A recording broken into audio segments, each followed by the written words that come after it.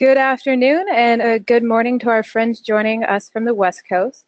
Welcome to the webinar, Crafting Winning LFPP and FMPP Proposals. Before we get started today, we're going to do a run through of introductions of our presenters. My name is Elizabeth Atwell and I am with the Wallace Center at Winrock International, where I work with our regional food economies team. I'm especially pleased to be hosting this webinar today and to be introducing our presenters, Dawn Thilmany and Becca Jablonski. I first met Dawn and Becca in Colorado about 3 years ago when they were hosting a series of in-person workshops on writing, winning LFPP and FMPP proposals. At the time, I was writing an LFPP proposal and it was my first ever USDA grant. And the information that they presented was really a game changer. I still incorporate it today when writing grants. It was really helpful for me then, and I hope that it will be for you today. Dawn Thilmany is a professor of agribusiness and an agribusiness extension economist with Colorado State University. She specializes in analyzing markets and consumer behavior surrounding local, organic, and other value-added food market segments. Dawn is joined today by her partner in crime, Becca. Becca is an assistant professor and food systems extension economist in the Department of Agriculture and Resource Economics, also at Colorado State University. She facilitates the Colorado Food System Advisory Council and co-led the Colorado Blueprint of Food and Agriculture.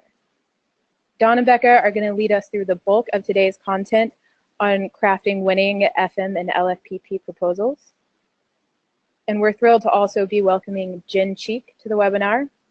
Jen is the executive director of the Farmers Market Coalition, a national nonprofit dedicated to strengthening farmers markets across the United States so that they can serve as community assets while providing real income opportunities to farmers.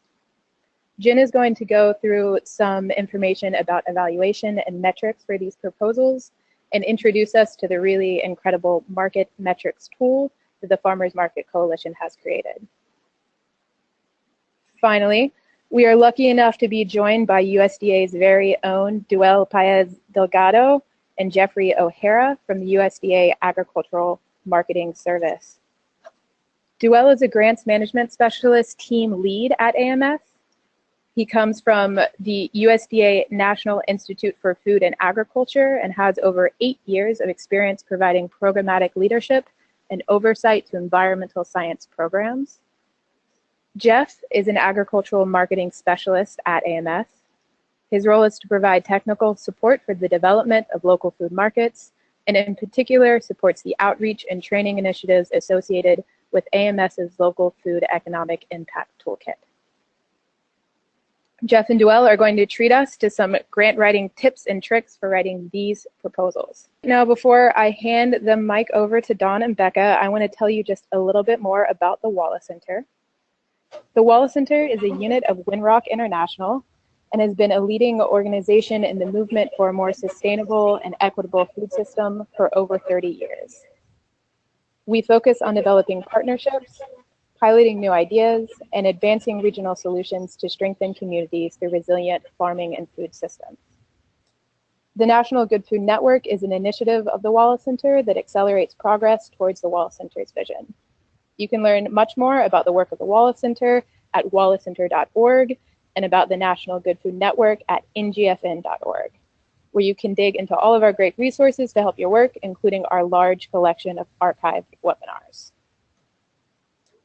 So now I am going to be quiet and I'll hand things over to Dawn and Becca to get us kicked off. Dawn and Becca, take it away. Thanks for that great introduction for the group who's participating today. And this is Dawn Thilmany, and I'll be starting off with today's presentation.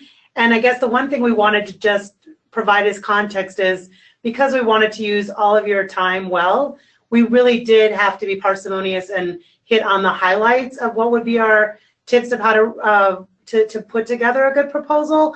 Knowing we can have some great questions and answers at the end, that we have a handout we're going to provide, and that we think these are the things you really need to keep at top of mind, and we didn't want to get too much into the weeds.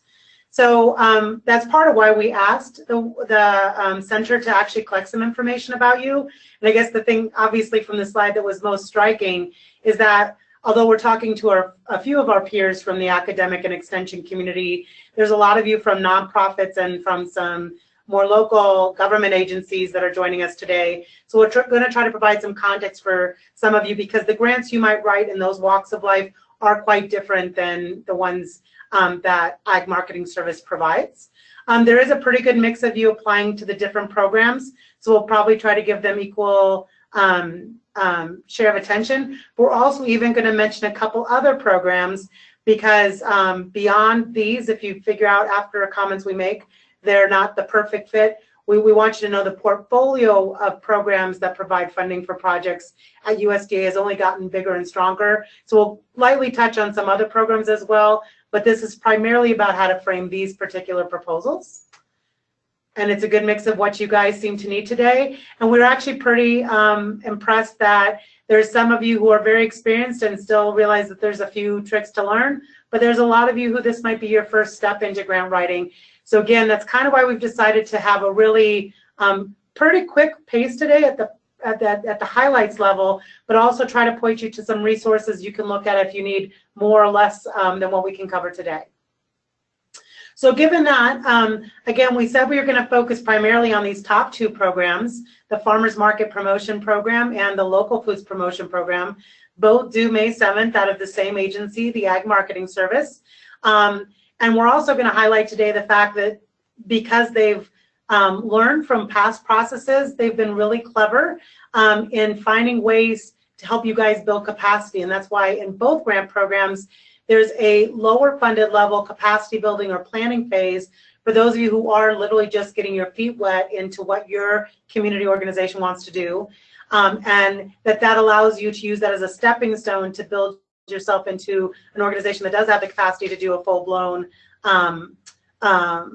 type of grant that has a broader scope and impact, and we'll return to those ideas and we'll tell you how we would make the decision of which one to go for.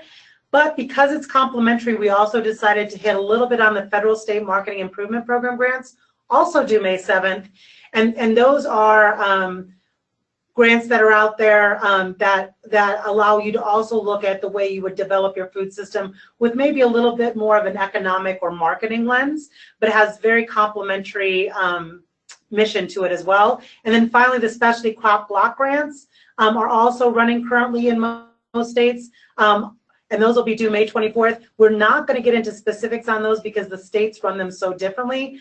But again, if we give you some information today that maybe these programs aren't a great fit for some of what you want to do, we encourage you to go look at those. And just for those of you who've never applied for USDA grants before, you know, AMS has done a really nice job in making the templates pretty straightforward. So all four of these grants that we're mentioning here are pretty easy to write relative to other USDA grants.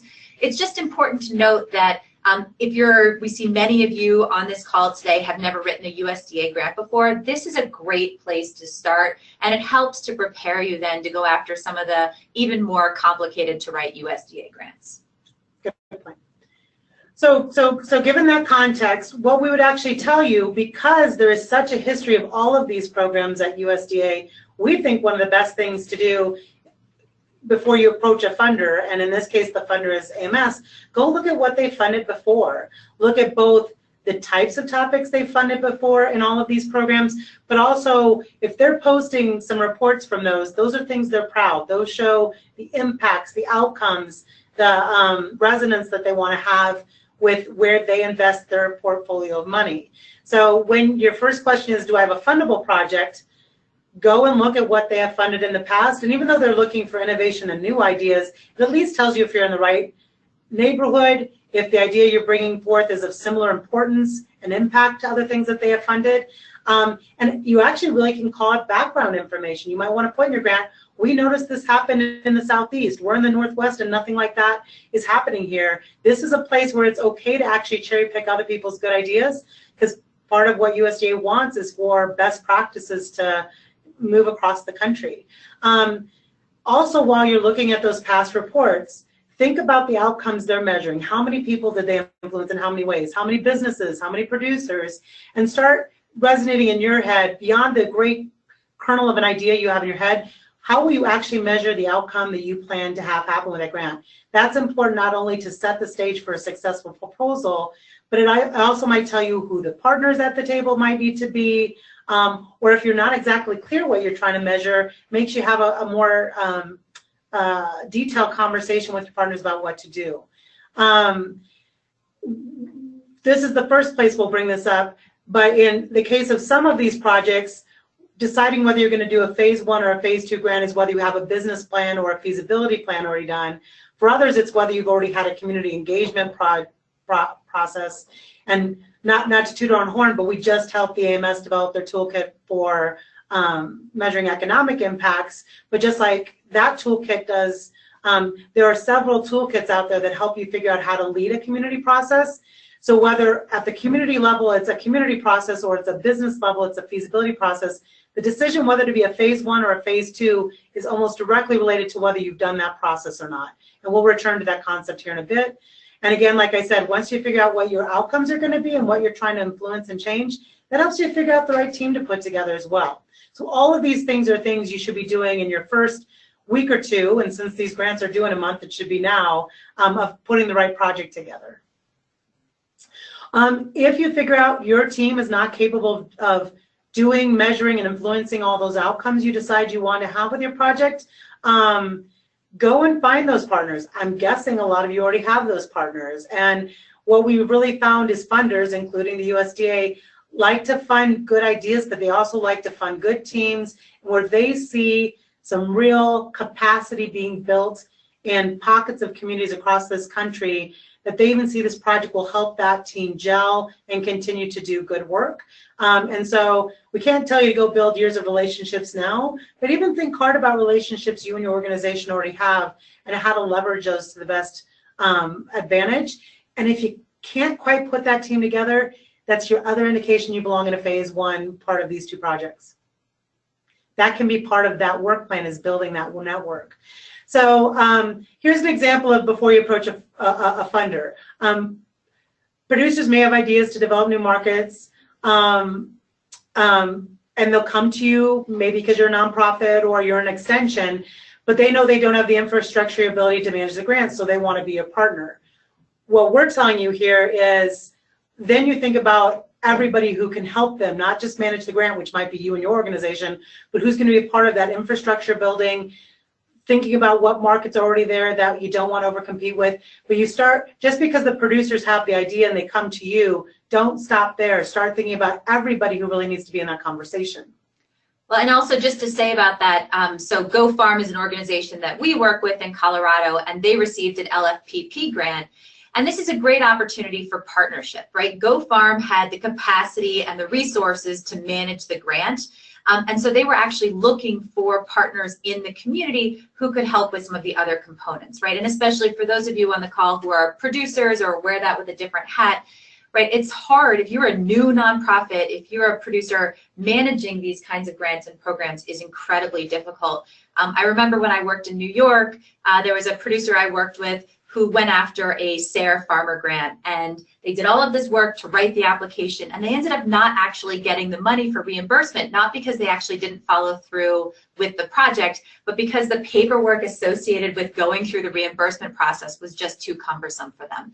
So really think about who are the right partners to help with different phases of the project. So we also wanted to say that timing matters, and so we know now you're looking, at an early May deadline for some of these. If you don't make this deadline, it's not the end of the world. In fact, Jeff O'Hara was just saying he had heard great things about what the future of FMPP and LFPP look like. Timing is really important. And Dawn mentioned about that network. If you have not made those relationships right now and you're picking up the phone and saying, hey, I need a letter of support for this, that's a real challenge. Working on these grants with the wrong partners, with people you don't actually trust, or they don't trust you, right? You haven't built that relationship, it becomes very difficult, and I think it really hurts your potential success in these, and especially because you're working in a community. Part of the success of your project depends on building that capacity within the community. So you really need to spend some time upfront doing that, and there's really no shortcut to do it. We also want to say these narratives, people really focus on writing the narrative. The narrative is obviously important, although especially with the new templates that AMS provides, it's not like there's that much writing that is actually there.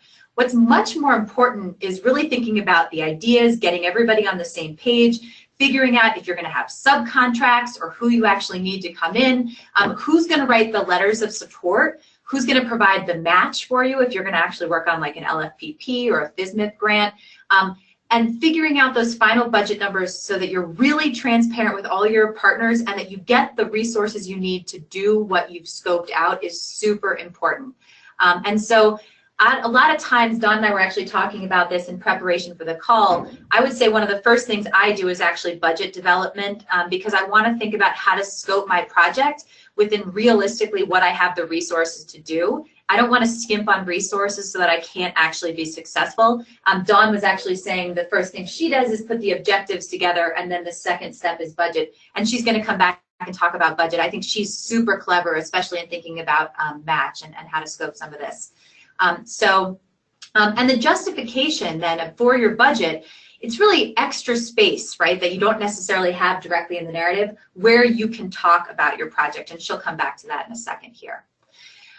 So these AMS grants may be great for a lot of you. They may actually not be the right programs. We just wanted to highlight really quickly that USDA has put this really nice chart together talking about various programs along the local food supply chain. We also have a wonderful colleague, Martha Sullins, who put together a decision tree that's on our website, which is foodsystems.coloradostate.edu, and I think it's under professional development. But you can see there, depending on who you are within the supply chain or who you represent or the kinds of things you want funded, there's so many programs out there that we can take better advantage of. Not that we don't love the AMS programs, we just wanted to highlight that there are also some others out there. So in terms of writing your proposal, this is not about writing this beautiful story that's the most beautiful thing you've ever written that's going to get published in the New Yorker, right? This is about reading the directions and answering questions very concisely, specifically, and in such a way that there's not extraneous information. You are trying to make it very easy for your reviewers to understand what you're going to do and why you're going to do it.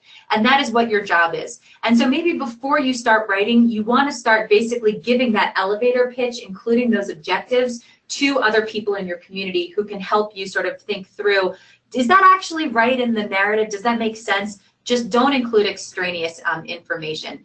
And I also just want to highlight here, because I think this may be the only place we have it, about these letters of support.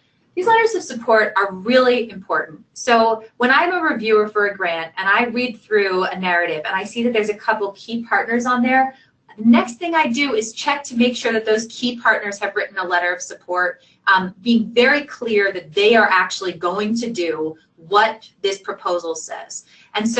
And that takes a long time to get sometimes, right? So for example, in Colorado, we work with the Colorado Fruit and Vegetable Growers Association. Well, even though we've worked with them now for a number of years, in order to get that letter of support, because they want to make sure that they're transparent, the organization approves it, we need to go to their board meeting and present this idea. And you may find that you're in a similar kind of situation.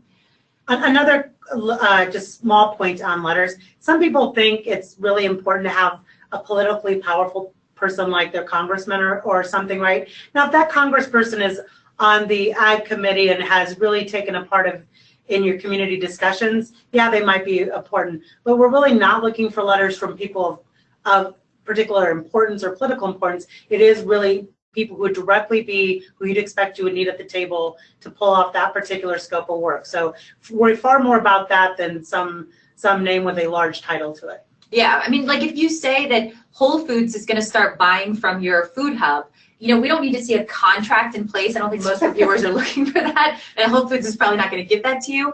But we want to see that there's a letter from Whole Foods that that's proving that you've actually been engaging in this conversation and that this project is something that's beneficial to the needs of what Whole Foods is looking for. So I usually write these executive summaries and the abstracts at the end after I've really finished everything. So I am very clear about what my elevator pitch is, right? Brief background, summary of goals. As Dawn said, for what she does is those objectives first. I do them maybe after my budget, but either way, those objectives are going to be carried out in every phase of what I'm writing so that it's very clear how everything I'm talking about, the background, the goals, everything relates to those objectives and my scope of work. Be specific and concise, right? You want to reread this as much as you can. Get somebody who's not involved in your project to actually read it for you to make sure that there's no jargon in there. You really don't know who the reviewers are. They could be from any walk of life.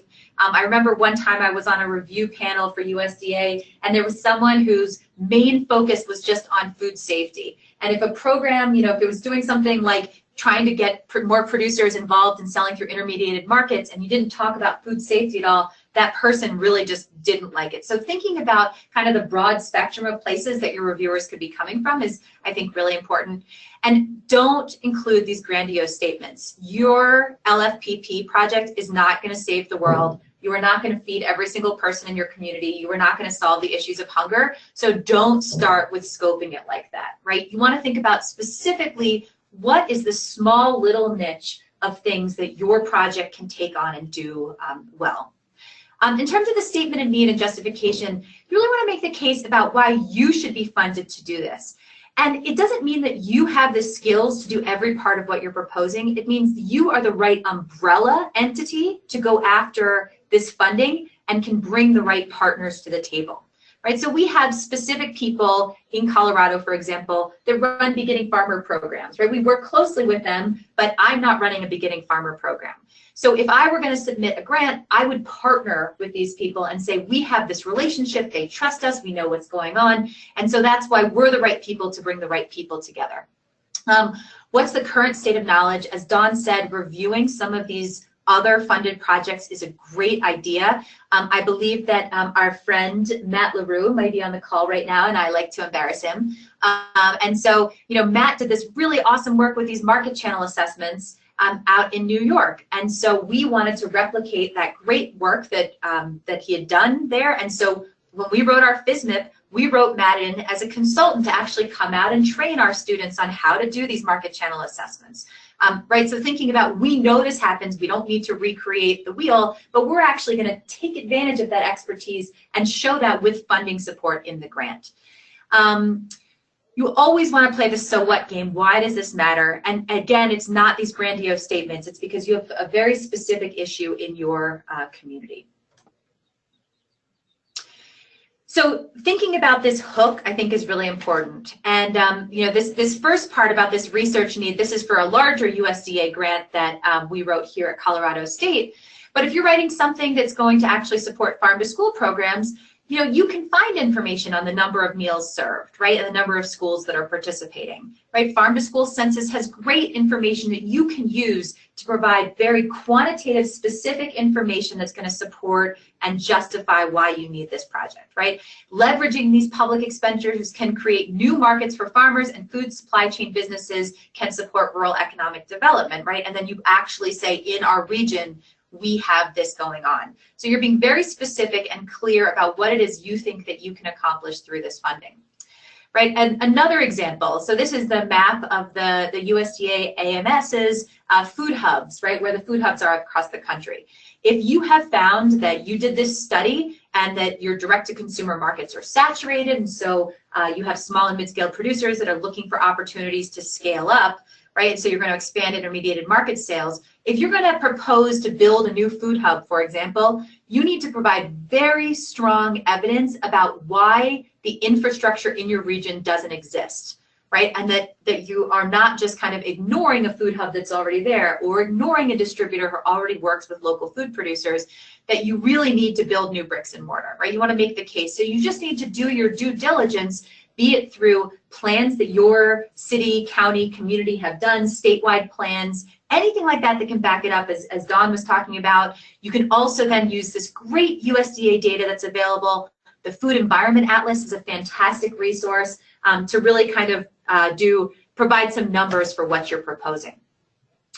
So in terms of the project description, right, you really want to be structured in how you're doing this. Dawn and I both often structure these in terms of the objectives because it's a nice way to make sure that things flow. You want to be very clear about what the desired outcome of your project is and be realistic. So if you're going to help with food safety training, right, you're realistically probably not going to train 300 small and mid-scale producers, right, and help them with the, adhere to Food Safety Modernization Act, right, or become GAP certified. So what you want to think about is what is a realistic number. The reviewers, at least a couple people on the review panel, likely have experience, and sometimes it's okay to say we're going to train 10 people, or 10 farmers are going to do X, Y, and Z. We know that takes a lot of work and that these are hard things to actually do.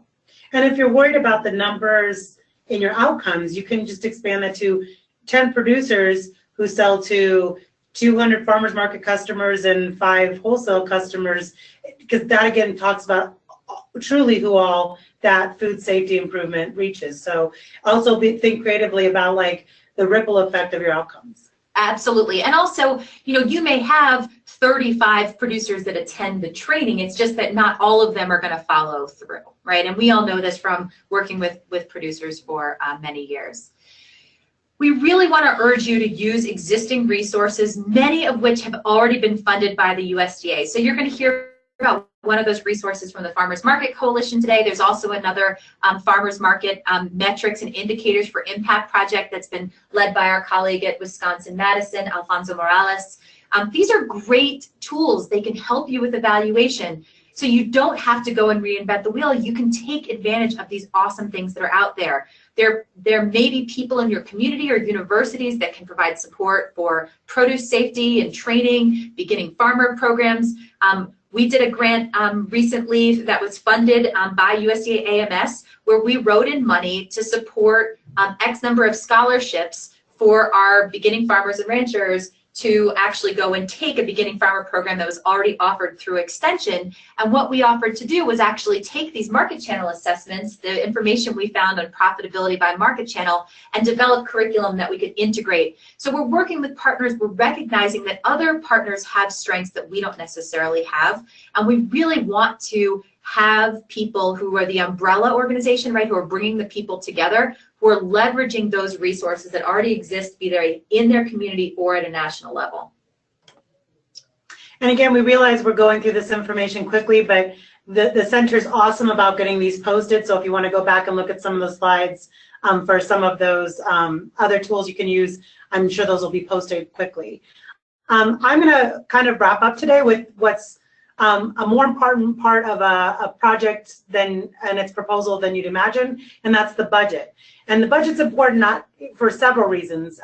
For the USDA, it is the accountability. It's our dollars are being spent wisely, but there's also cultures to different people who fund things. And I would say one thing we really like about the Ag Marketing Service, and this gets to the bullet about knowing your organization's tendencies, I don't get a sense when I've reviewed for them that they want to give you any less money than you need, but if you don't give them a dispensable space about how every dollar is going to contribute to the outcomes that you're promising, they also are thrifty enough and accountable enough that they don't go on good intentions. So in this case, I guess what I would say is you want to start out with your budget almost mapping it one-to-one to your objectives. And that's why I start with objectives, is if you have your objectives laid out, and in addition to those objectives, some outcomes in your head about what you hope to accomplish with them, then you can start thinking about, well, so given how important that objective or that outcome is, about what share of the budget do I want to put to it? So let's say you're going to be optimistic and go for $250,000 for one of these.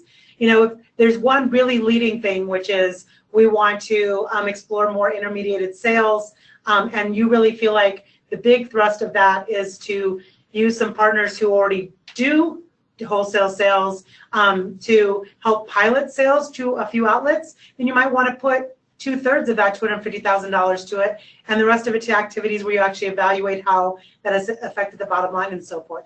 But I guess what I'm saying is that you just want to make sure your budget and where it's spent is somewhat in relation to how important it is.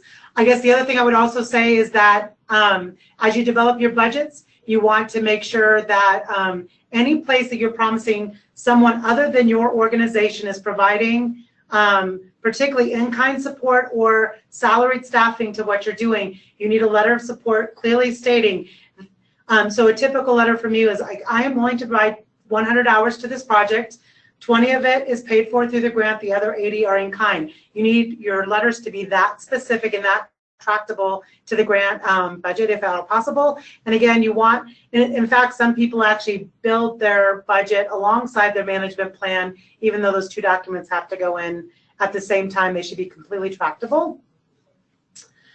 So this is an example of a timeline and management plan. So it took that same project that Becca referred to of doing market channel assessments and breaks it into activities. So you see both this matrix has a timeline to it. It has a bulleted set of activities.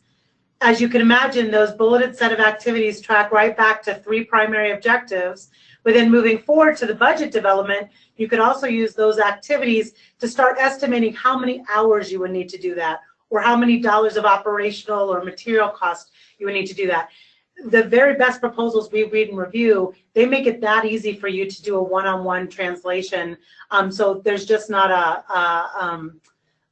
any nebulous nature to where did that $2,500 in materials go. There's some specificity to it, and mapping it to the work plan like this is a good way to do that. And just to say also that, and John makes fun of me about this a lot, everything takes longer than I ever think it's going to.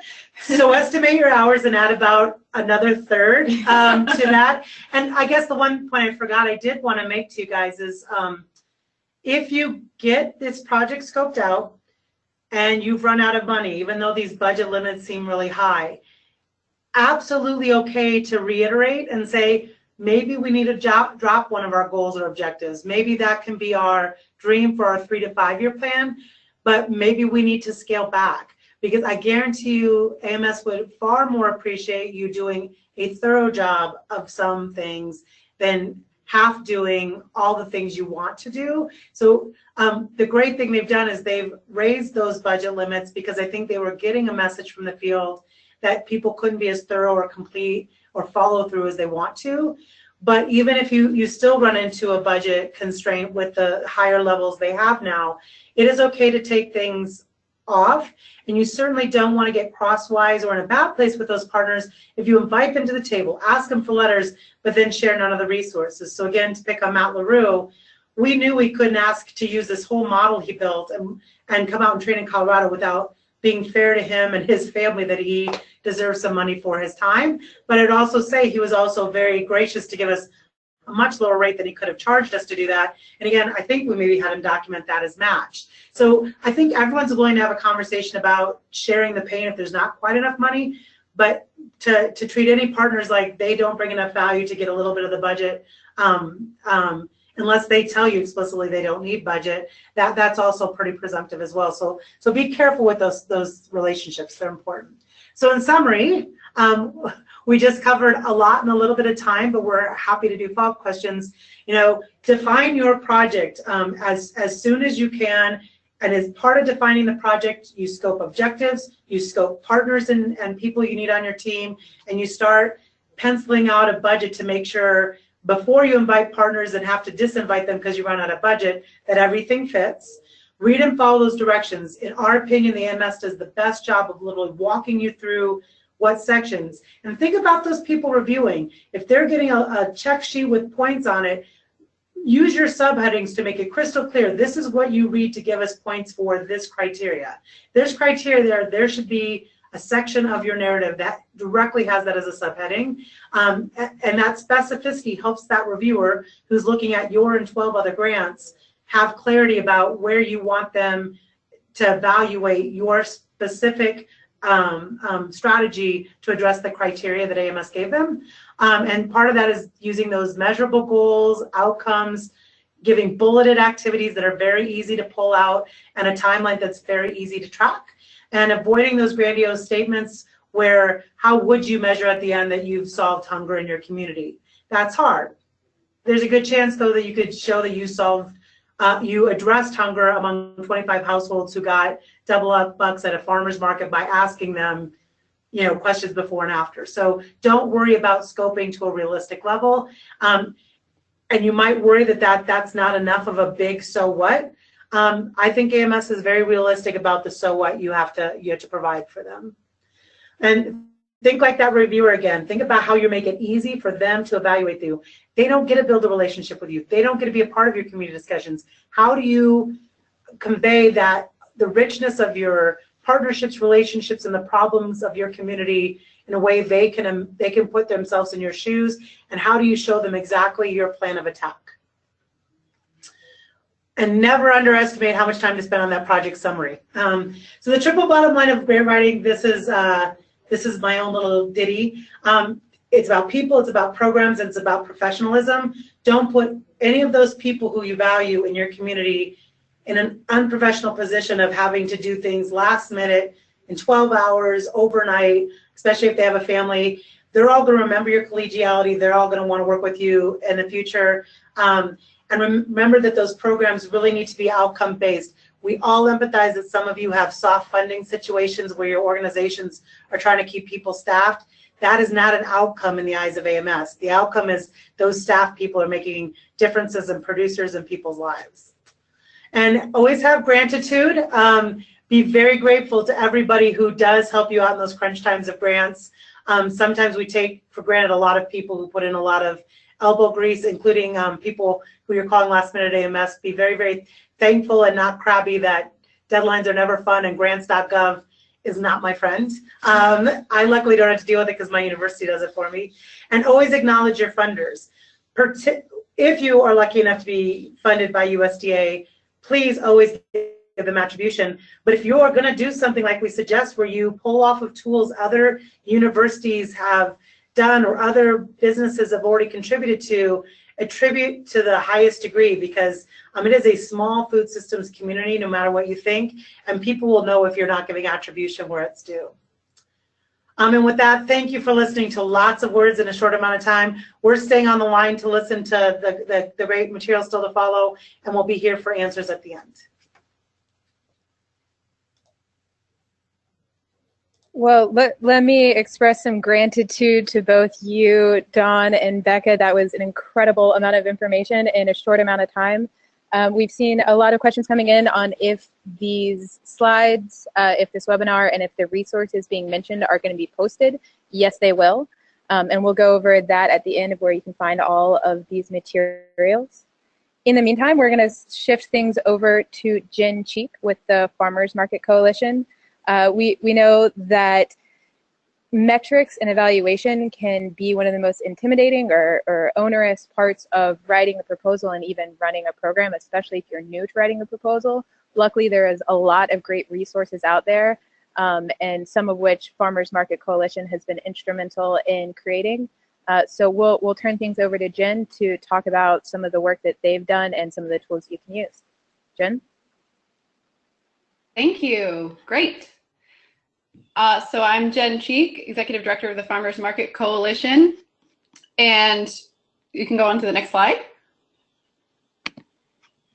And we have been very, very grateful at the Farmers Market Coalition to partner with the USDA and others on a variety of projects and programs that have advanced the professional development of farmers market operators.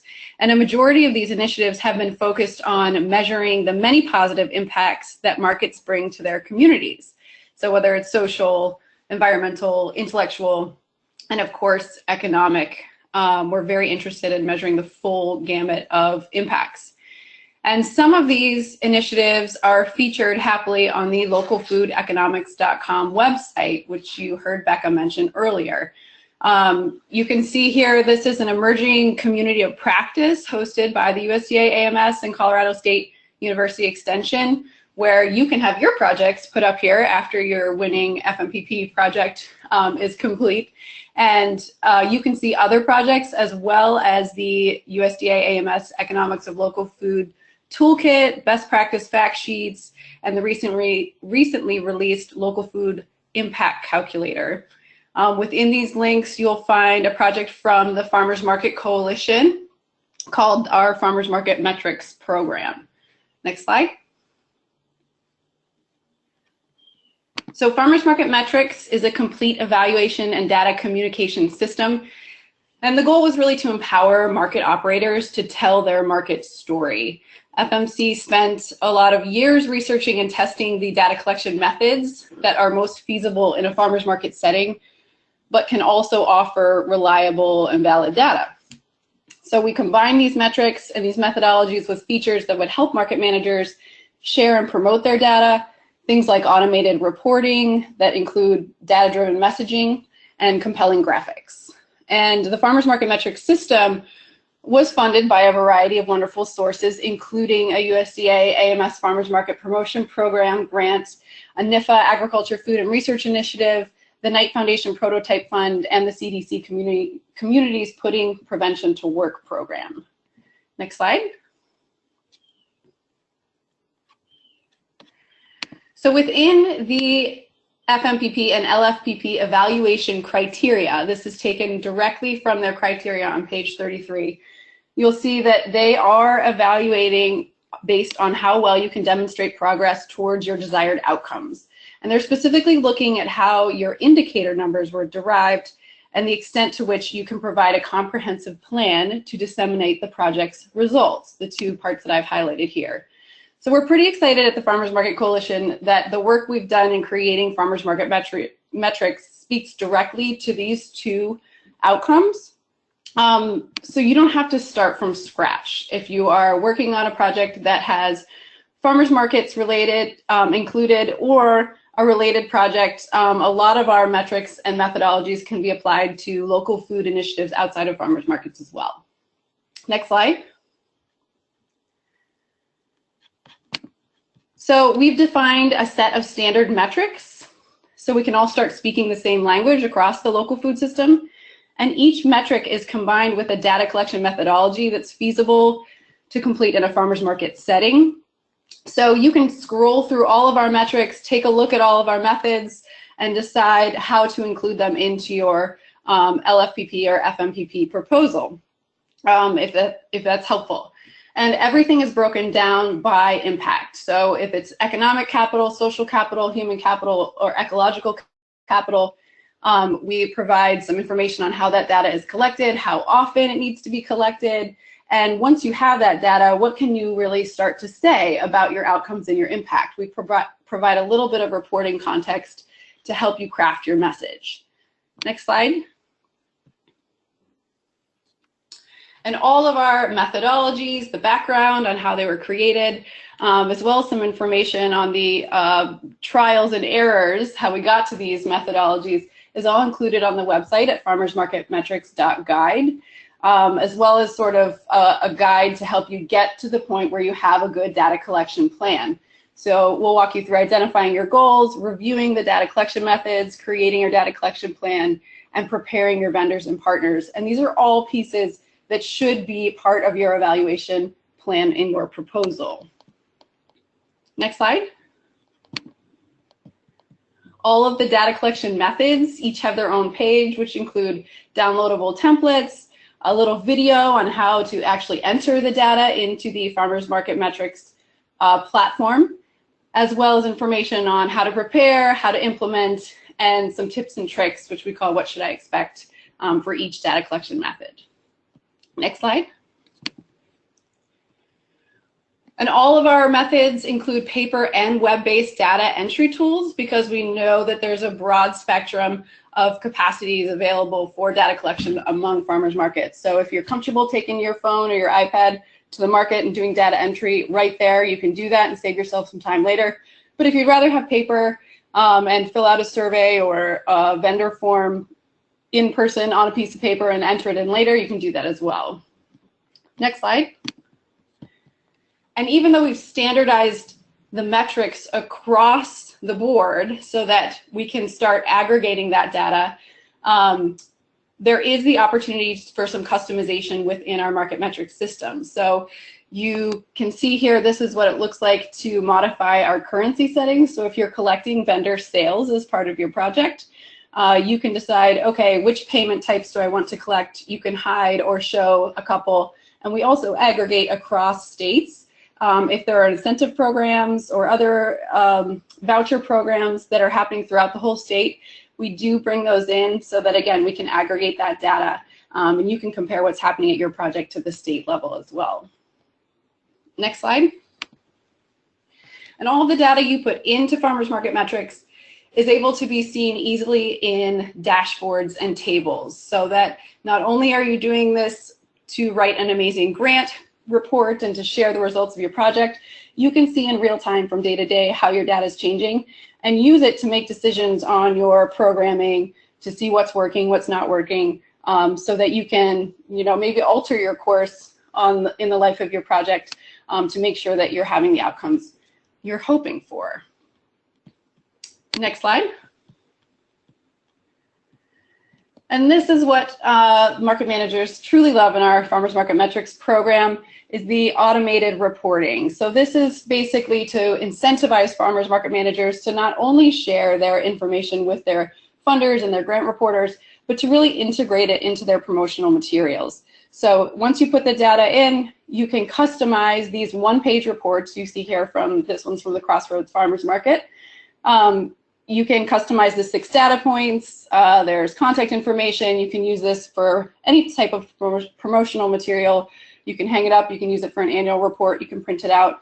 And as well as having each individual data point available for sharing directly through Facebook, through Twitter, through printing. You can print them poster size. We have a couple people who hang them up at their farmers market so that their customers and vendors know exactly about the great work that they're doing. Next slide. And we call each one of those individual pieces of, or individual metrics, our widgets. And they're the basis of all the reporting through Farmers Market Metrics. It includes an image, some data, and some context. And these are all editable within the tool. So if you have context that's specific to your market, particularly in Alaska, that food eaten in the US has traveled nearly 1,200 miles, is very different in Alaska, and they wanted to make sure that that was clear. So that you can edit that within the tool. Again, these are editable, shareable, and printable. Next slide. And this is an example of what it looks like when you're inside the tool creating your own one-page summary. So you can see, you can choose which pieces of data do the best job of highlighting the impact of the work that you're doing. You can move them around, you can choose the order, you can make it most relevant to your market or your project's goals. Next slide. And the very exciting result of having all of these metrics and methods standardized is that you can aggregate them. So we have multiple account users within the Farmers Market Metrics program. Vendors have free accounts, and they can create a profile and report their sales directly to their market managers through the account. Market operations can run multiple farmers markets and collect multiple farmers market data within their one account. And then we have a network account. So these are for research partners, funders, anyone who's interested in tracking or viewing aggregated data in real time, but not actually the organization who's going to be inputting the data. So you can't edit the data if you are a network account, but you can aggregate and view any of the farmers markets who have given you permission. Next slide. And we've integrated Tableau, which is a data visualization tool, into the network accounts. So even if you have, anywhere from 5 to hundreds of markets within your network account, you can use Tableau's dashboards. These are 5 standard dashboards that we've created here about vendor mix, network sales, market sales, sales by payment analysis, and visitor behavior. So you can really quickly and easily see what's going on at the markets that you're monitoring. And next slide, there's another example here. This is an example of what it looks like from the visitor behavior dashboard. So really excited that we can try to share data from multiple levels and sort of make it easier for market managers to not only promote the impact that they're having at the market level, but to also work with research partners and funders and make sure that all of the data collection that's going into your project, so for your LFPP or FMPP, all of that data collection can really be transformed into actionable, operational promotional materials to not only help your project, but help your market in the long run. So if you want more information on farmers market metrics, you can visit farmersmarketmetrics.guide. I'm also going to put in the chat box a link to our metrics interest form. If you want to talk to someone on our team, Marion Weaver, Darlene Molnick, or myself, about how to incorporate metrics into your FMPP proposal, or just to talk data, we're happy to talk to anyone who's working with farmers markets and interested in collecting data or have some great experience on data collection. So give us a call or fill out the form and we'll be in touch. And we look forward to hearing from you. Wonderful. Thank you, Jen, and thank you to the Farmers Market Coalition team. It's not every day that you get people from the funding organization to talk about their grant proposal with an active RFA out. And we're really lucky to have Duell and Jeff from AMS tell us some of their best tips and tricks for writing LFPP and FMPP proposals. Duell and Jeff, you want to take it away? Yes, thank you, Elizabeth. So good afternoon, everyone, and good morning to those folks on the West Coast. So here at USDA, we wanted to just share 5 tips on how to write a successful application, and also Jeff will discuss a little bit about some of the impacts of the program. So next slide. So the first tip is to decide on the right program. So you want to make sure that your idea generally fits the program and decide which program component is the best fit for your idea. This is understanding that for FMPP, it's for projects that promotes direct producer to consumer activities, and for LFPP is for projects that involve an intermediary, non-direct producer to consumer activities. So, and this is you don't want to spend time and effort applying to the wrong program and then risking yourself of being disqualified. Additionally, identifying the right program will help you determine some of the requirements for each specific program. And an example of this is for the LFPP. There is a 25% matching component. So, and the FMPP is not required. So, understanding the right program will help you submit a successful application. Next slide. The second tip is to make sure that you read the RFAs. The RFA is a request for application. You want to make sure that you understand the RFA, understand the main goals of the program, and what is it that we're looking for. The RFA will tell you what are the required forms that you have to submit with your application. It will tell you the eligibility criteria. It will have examples of templates that you can use, and it has the instructions on how to submit your application electronically. So if you remember something of these 5 tips, this is the most important one. You want to make sure that you spend time reading the RFA, understanding it, highlighting the information that will be helpful for you. So make sure that you read the RFA. Next slide. The third tip is to develop a timeline. Preparation of an application, it's not an easy task. We understand that it takes a lot of time and effort to develop a successful application, and it takes a lot of planning.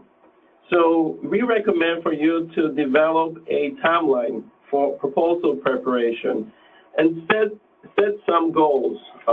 We are almost less than a month for the deadline, so you want to make sure that you start on time and set up those goals earlier. If you wait until the last minute, it will reflect on the quality of your application, and then external reviewers will notice that, and it will affect how your application will be is being evaluated. So another quick tip is you also want to consider some time to have your application reviewed by someone else, either a successful grantee or someone that you trust that will provide you with constructive feedback on your application. And we can't emphasize enough to please submit on time and don't wait until the last minute. There's different processes, different systems that you have to register for in order to apply electronically. So you want to take time and separate time to make sure that you register through stamp.gov, to the grants.gov system, and to the Dun and Bradstreet website. Next slide. Understand the evaluation criteria. Understanding the evaluation criteria will help you understand how your application will be evaluated by the external reviewers. External reviewers have the responsibility to review how well you have addressed all the different evaluation criteria. And on the slide, you can see the 5 different evaluation criteria that your proposal will be evaluated. Understanding the evaluation criteria even before you prepare an application will help you determine how much effort you need to put into these different criteria.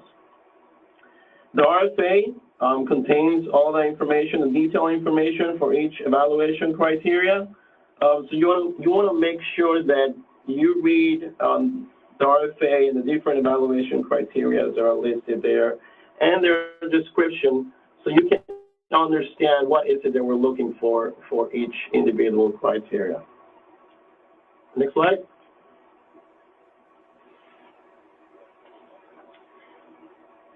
The 5th tip is understanding the review and the selection process. So once you submit an application to USDA, the application will go through an initial screening. And here is where we determine if there are some critical documents that are missing. If, for example, if you forgot to submit a project narrative, that's a critical document for your evaluation, for your proposal to be evaluated effectively. So, and also we check for if your project doesn't fit the program. We do an initial screening, and we separate those projects that might not be considered for competitive review. The second step is the technical review. This is where the applications are being evaluated by external reviewers. And each reviewer is assigned at least 10 to 17 proposals. It depends on how many applications we get. So you can imagine that this is a lot of work for reviewers. So you want to make sure that your application is clearly understood. You get to the point of what you're trying to propose early in your application, and that your application is logically written, because this will help the reviewers not having to go back and forth trying to understand what are you trying to say in your application. A good written proposal is one that you can read once and you have a good understanding of what the project is about. And these proposals that you read once and it helps the reviewer understand it clearly at the beginning, it makes the reviewers happy, and they are more generous when they're evaluating and scoring your applications.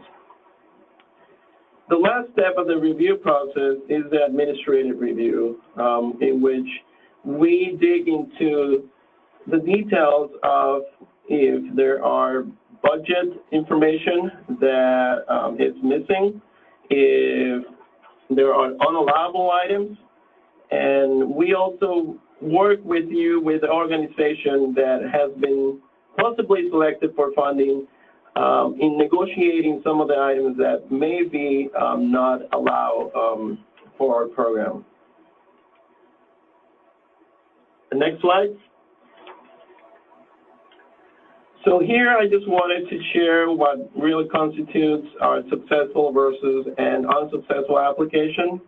A successful application is one that excites the reviewers, is one that is easy to read and understand, The objectives and the outcomes of the projects are clear, written, and they follow the submission rules. An unsuccessful application is one that it really doesn't fit the program priorities. It exceeds the page limit. It's hard to understand because it's poorly written, and the objectives and the outcomes, it's not clear. And also it lacks of cohesiveness, which could mean that the objectives and the work plan doesn't really make sense on the overall goal of your project. So these are just some few tips that we wanted to share.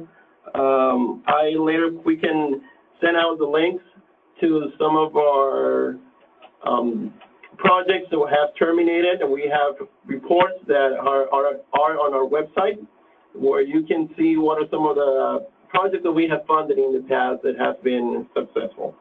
And now I'll pass it to Jeff, who is going to be discussing some of the impacts of the program. Thanks, and some of the comments I'm going to indicate here, a colleague of mine, Carlos Coleman, and I put together an article in Community Development last year, and I'm happy to share the full article. I know for the purposes of time, we can only sort of touch on a couple of the key facets that we found from the Farmers Market Promotion Program and Local Food Promotion Program impacts.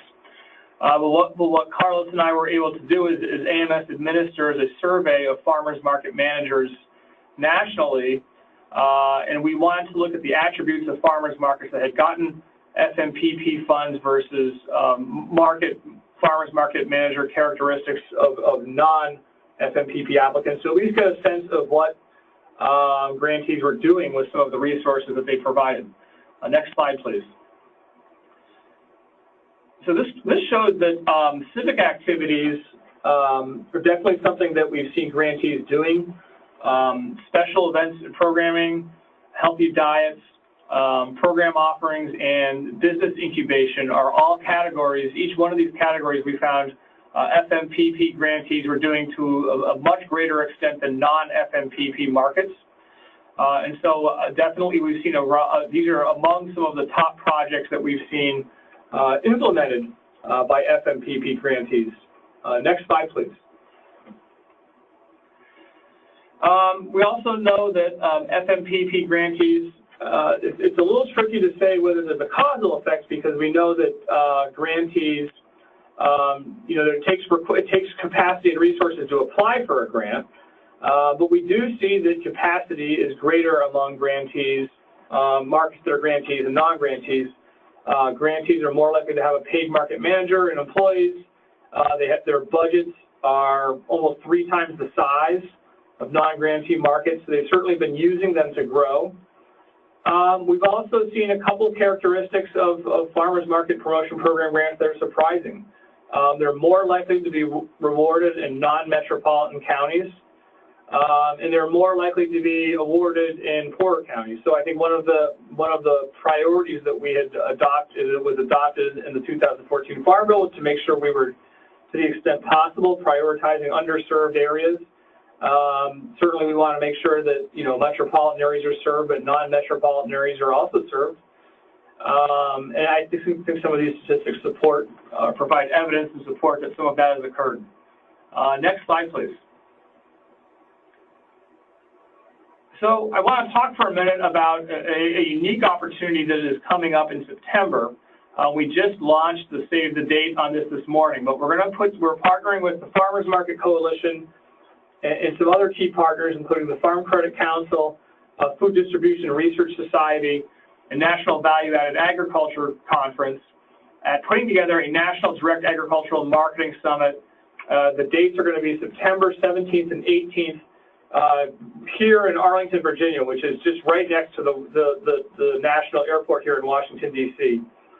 We're going to be doing particular targeted outreach to all active FMPP grantees in 2016 and 2017, and we're really hoping to get 100% attendance among our active grantees. And really what we're trying to do is to help those that essentially got the grant and then have to implement it. So, I mean, a lot of the focus so far in this webinar has been on how to get the funds, but that doesn't mean that the USDA walks away from you once that occurs.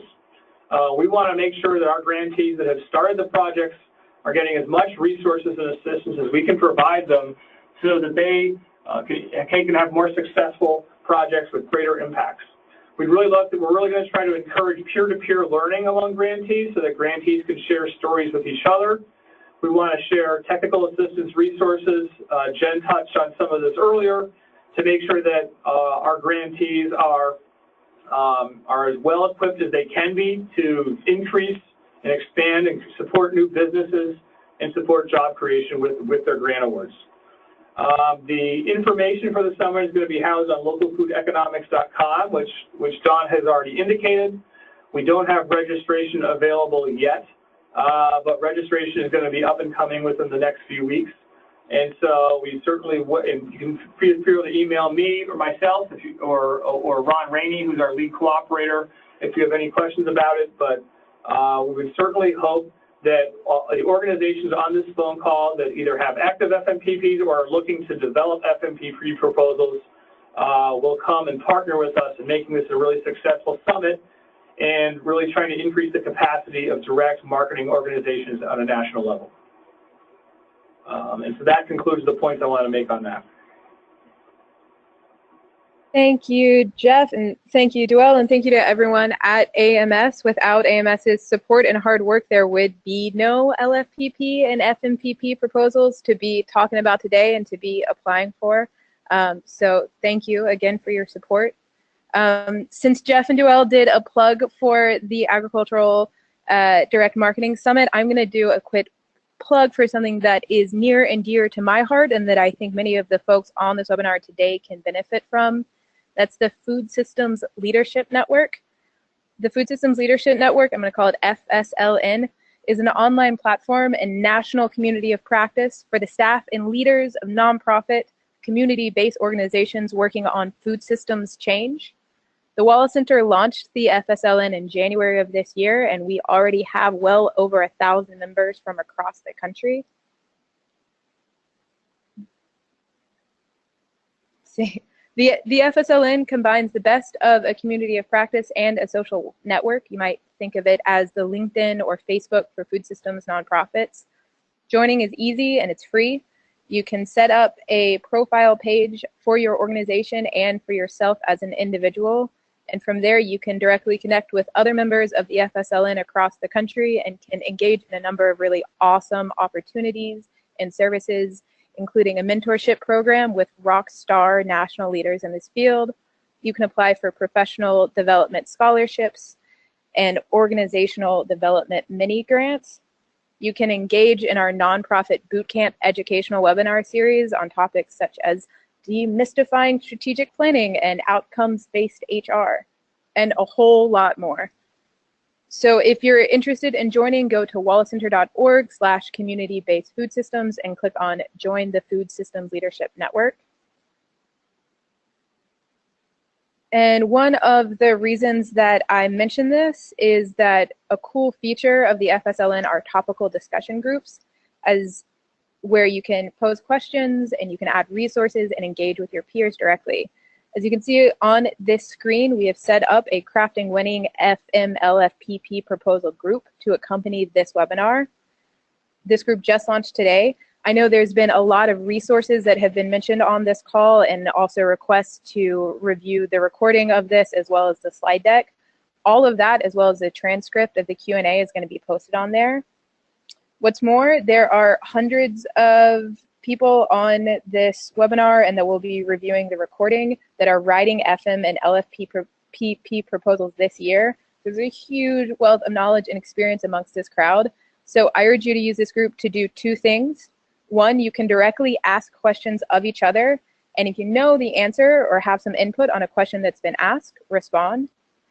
Secondly, Duell mentioned the importance of external reviewers. I know anyone that's ever written a grant proposal can know that you can get so close to it, it can be a little hard to see the forest for the trees. So getting an external peer review can be really beneficial. If you're interested in engaging a fellow grant writer in a peer review for your proposal, you can post that request to this group and you can also respond to someone else's request for a peer review. To join the group, click on Discussion Groups at the top banner of the FSLN page. You'll see this group and just click Join. that's enough for me. Let's get to questions. We've had some questions coming in during the presentation. If you have a question now, please go ahead and type it into the box. If you're directing your question to a specific person, if you can make a note of that when you type your question, that would be really helpful. And again, all of this is going to be typed up and posted to the Food Systems Leadership Network.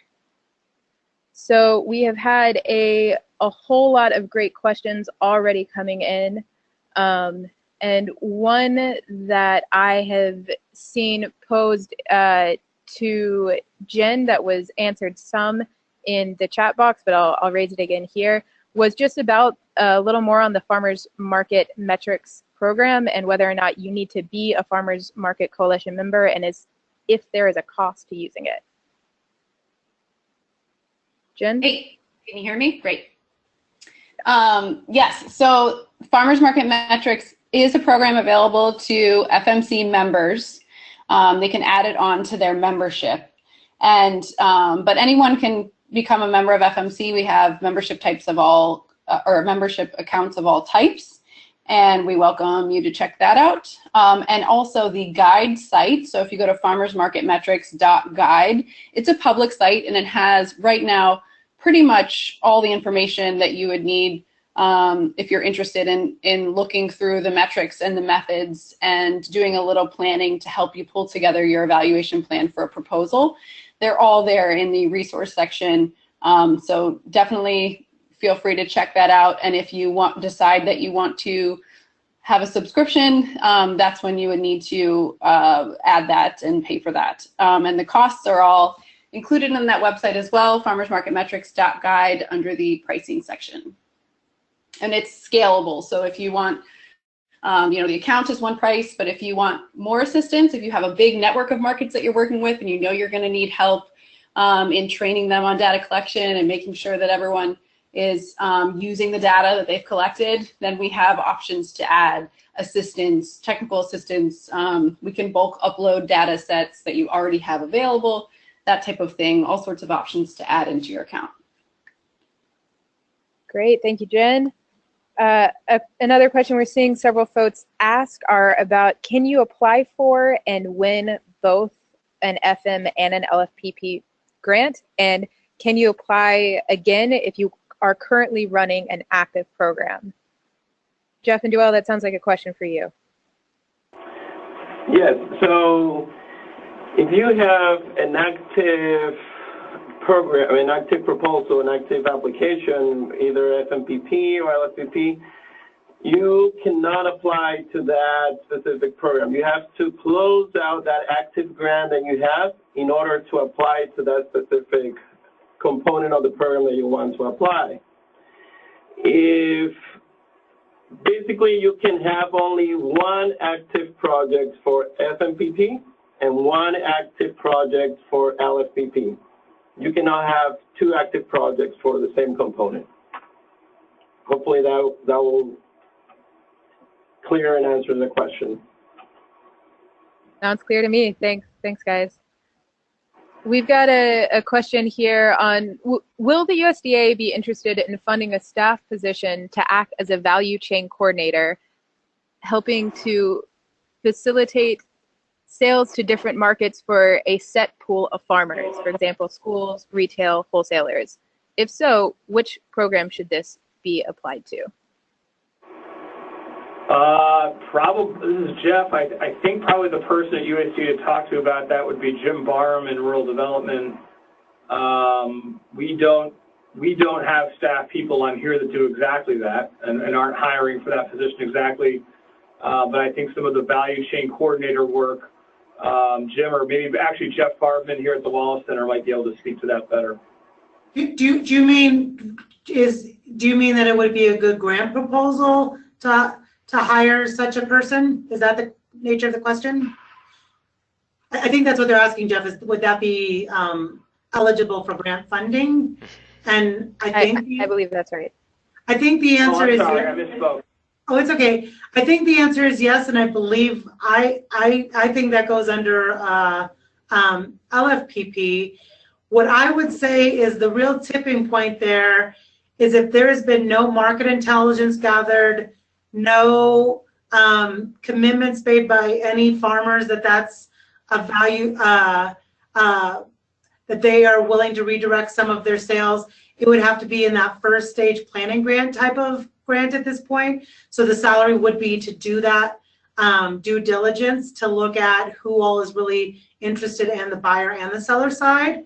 If there is already some pilot level of sales happening and someone's doing it voluntarily and they're trying to ramp it up to be something where they want to make it a viable enterprise, that could be a stage 2. But again, if I was a reviewer, I would look for, if I was funding it at the second stage, the higher level, that there's already been some amount of work done and that it wasn't truly just starting from scratch. If you're trying to really determine if there's actually enough sales to go through a value chain like that to make it a viable enterprise 5 years from now, then that would be a stage 1 grant.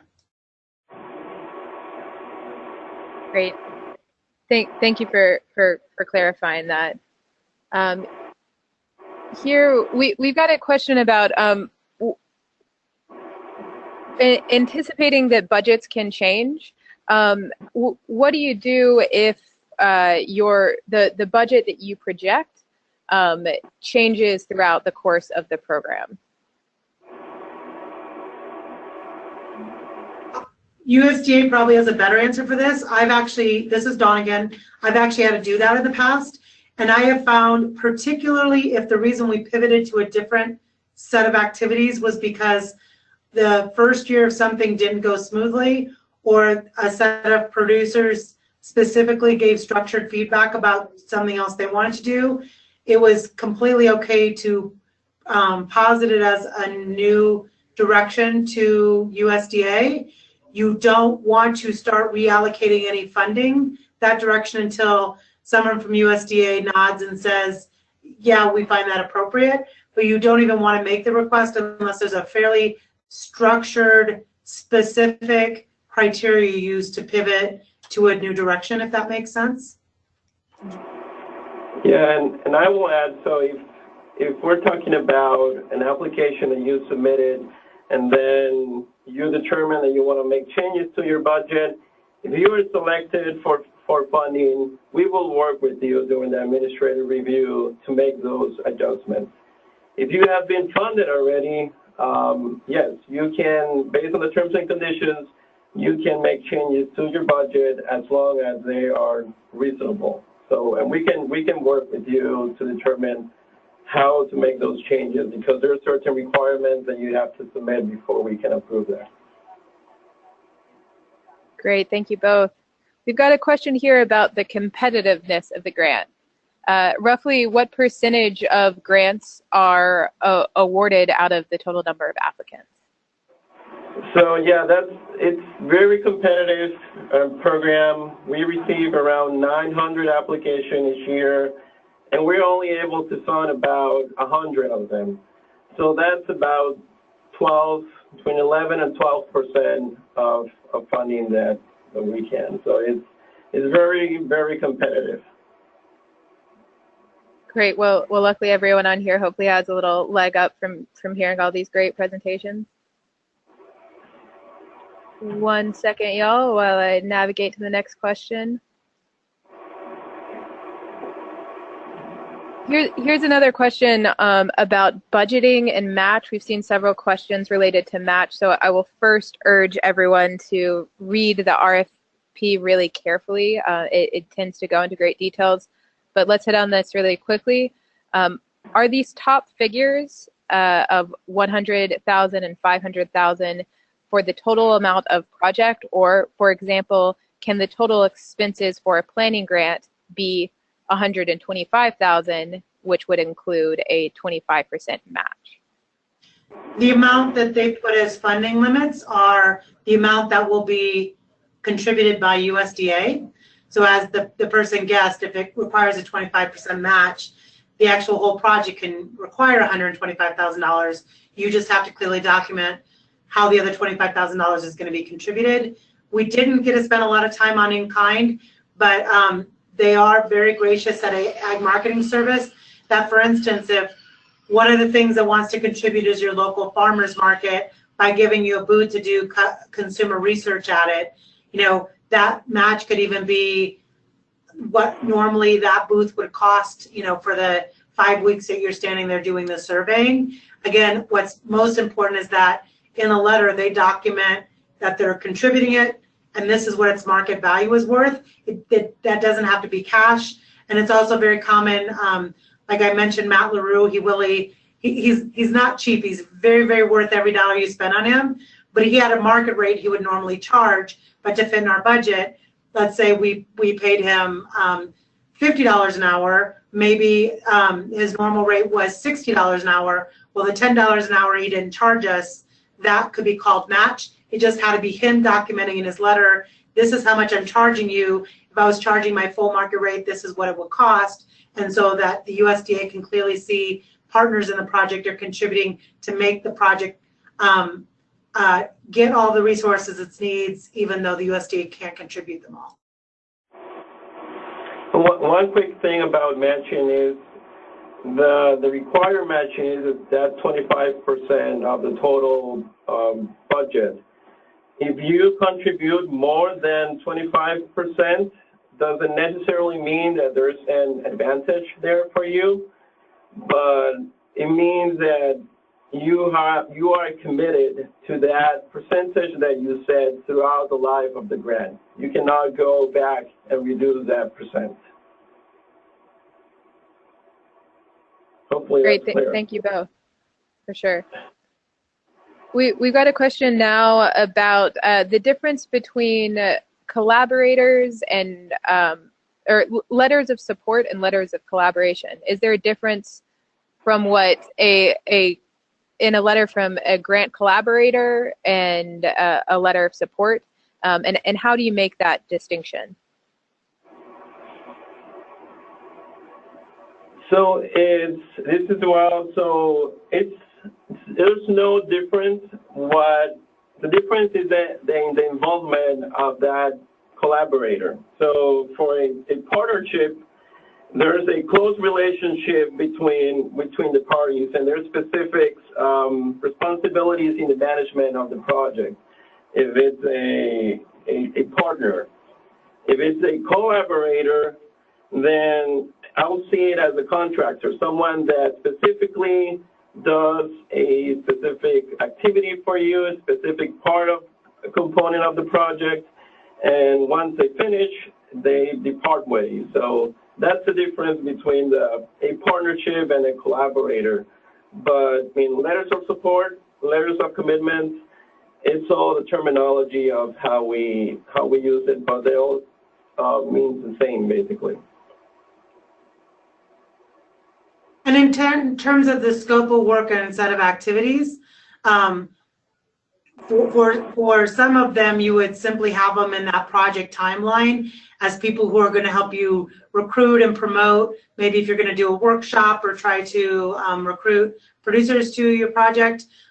Whereas again, those people who would be promising match and dedicating specific hours, it'd be that they'd be actually in charge of executing that. So in each of those pieces of your scope of work, you'd have who's contributing to it and then who's in charge of it.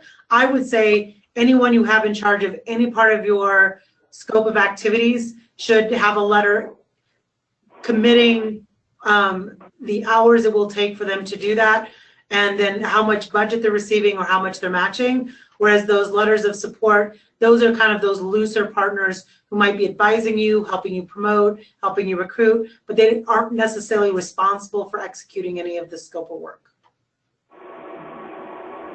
Then a follow-up question to that is it seen as a problem in reviewers' minds if you don't have any partners and that all of your budget is going to just your organization, or if all of your budget is going to just one, if only one person that is salaried based for this grant is covered in this budget?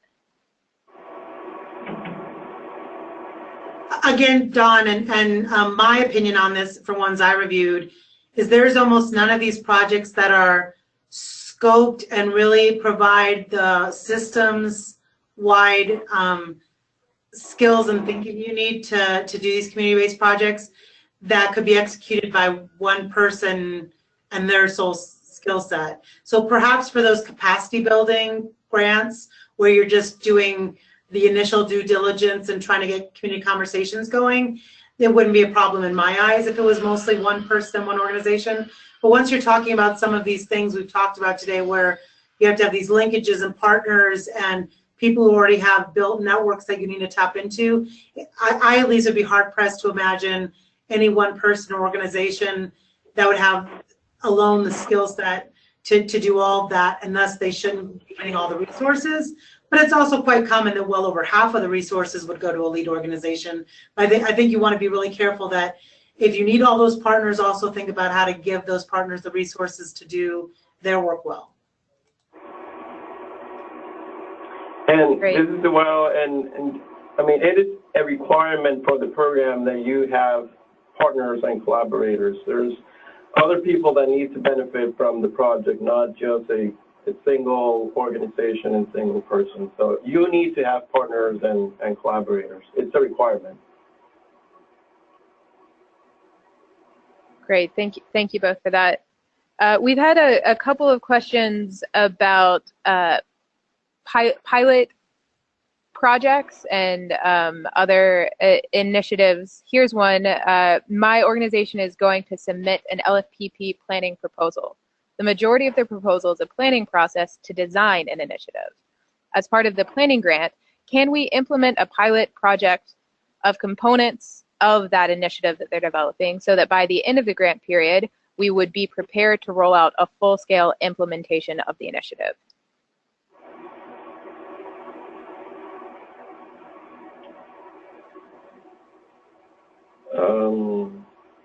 That's Dawn. I'm not sure I even caught all that. Can you maybe make it a little more succinct what you're asking? Sure. It was a little long. So I think what this question is getting to is what is the best way to set up a pilot project? Maybe I'm not understanding. Sorry, guys. What is the distinction here between when a program should go after a pilot project or if they should go for a larger scale project? And I have no power, but when I've reviewed them in the past, the clear distinction is the amount of supporting material they have about how mature that project or program is already. So for a for-profit or more business-oriented entity, would it be that a business plan or a feasibility study has already been completed with some fairly specific numbers on market potential and financial viability? For a more community level project where the outcomes aren't economic and are more about community well-being or household well-being, it would be that there'd already been some kind of community discussion and food assessment process started with a fairly good and complete set of partners who have in some order, and that's where the toolkit's there if you don't know how to do that, the first few modules, where there's some set of community priorities for action items was decided by a pretty wide-ranging set of group, not just one organization saying it's our priority. So it's that there's some, to get to phase 2, and that's called different things in the 2 programs, it'd be how much of that has already been completed. Great. We've got time for maybe just 1 or 2 more. This is a quick one.